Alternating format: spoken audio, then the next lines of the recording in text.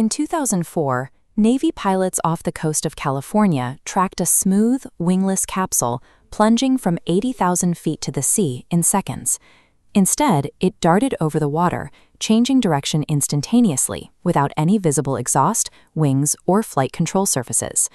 When footage of this Tic-Tac object leaked, it triggered a massive surge in public interest. Millions of viewers looked at those impossible maneuvers and demanded the government finally disclose the truth about extraterrestrial life. However, the history of classified military aerospace points toward a different conclusion.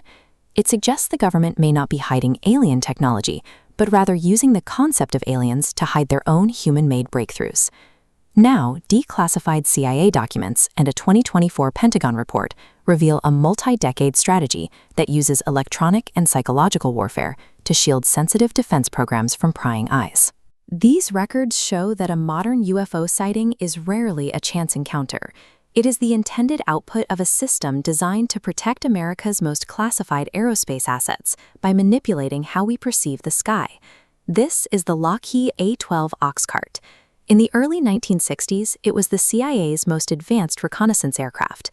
To a civilian standing on the ground, its dark, unconventional shape and high-speed flight paths looked like a machine from another world. Built almost entirely from titanium, the A-12 was designed to cruise at Mach 3 and fly at altitudes over 85,000 feet, capabilities that were decades ahead of any civilian aviation. But hardware this advanced is difficult to keep secret.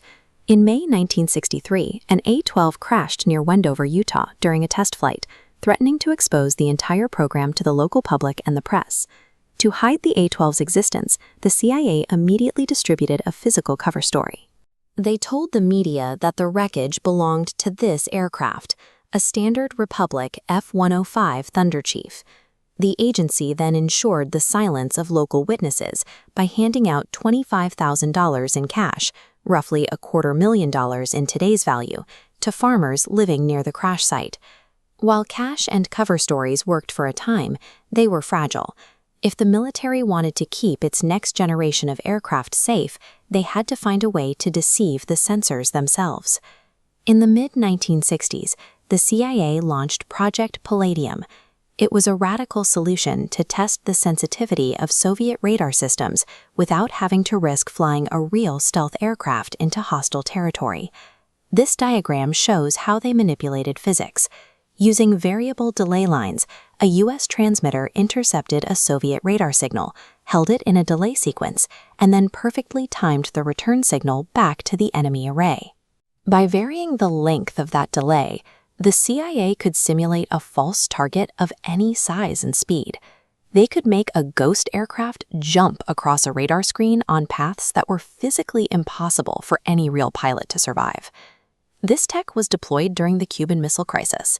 The U.S. used these electronic ghosts to provoke Soviet SA-2 missile batteries near Havana, forcing them to turn on their tracking systems so the U.S. could measure their effectiveness. These missions were highly coordinated. As a destroyer broadcasted the digital ghost, a Navy submarine like this one would surface just long enough to release metallized balloons.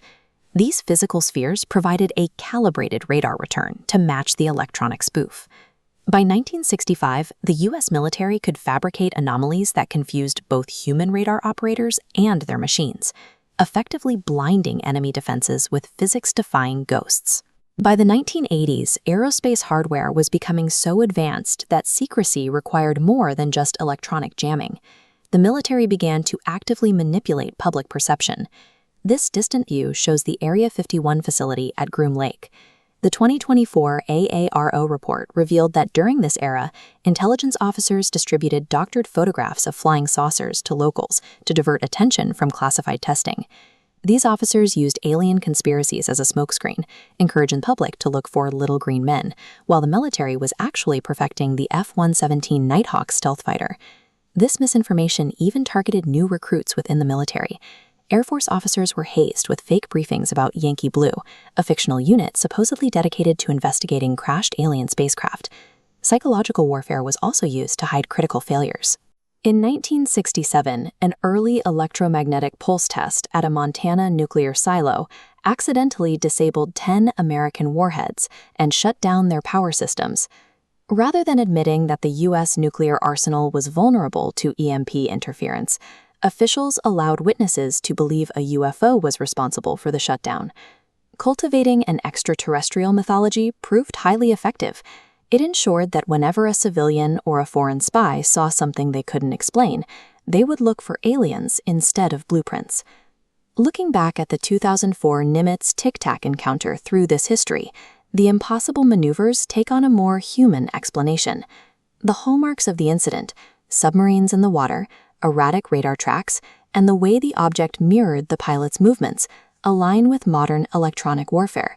Specifically, research into volumetric displays shows that high-energy plasma lasers can project 3D images and heat signatures that fool both human eyes and infrared sensors. This builds on the Palladium precedent, using electronic spoofing alongside physical reflectors, like the balloons launched from submarines, to create a target that appears to defy the laws of gravity. When you remove the alien myth, these videos showcase a mastery of sensor deception. They are evidence of how the military can now fabricate a physical presence in the sky to confuse any observer. The Pentagon found that defense secrets are most secure when they are hidden behind a legend.